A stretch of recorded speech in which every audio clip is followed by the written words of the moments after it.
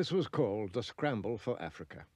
By 1914, only two countries remained outside European possession, Liberia in the west and Ethiopia in the east.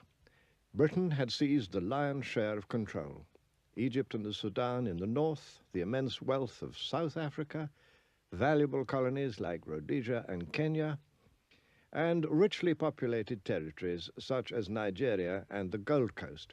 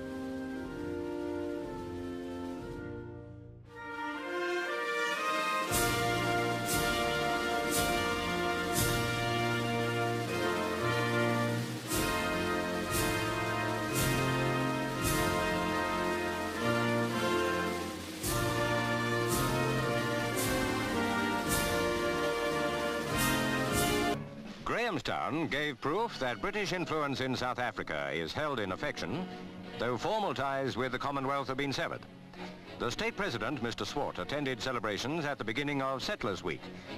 142 years ago, in 1820, came the first of 5,000 settlers from Britain in answer to the request of the Cape government. They prospered and removed the threat of a Kaffir conquest. So Grahamstown cherishes the memory of its days in the 1820s, while taking pride in the city it has become today.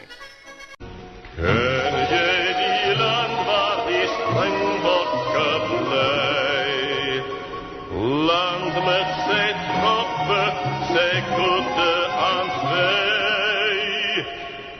Land met zijn gastvrije woningsdaarbij.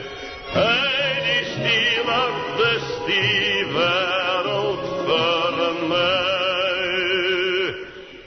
Ken jij die land? Ken jij die land? Ken jij die land waar die boeren volken woont? Ken jij die land waar die boeren volken woont? Hey, dus die land is mij Zuid-Afrika.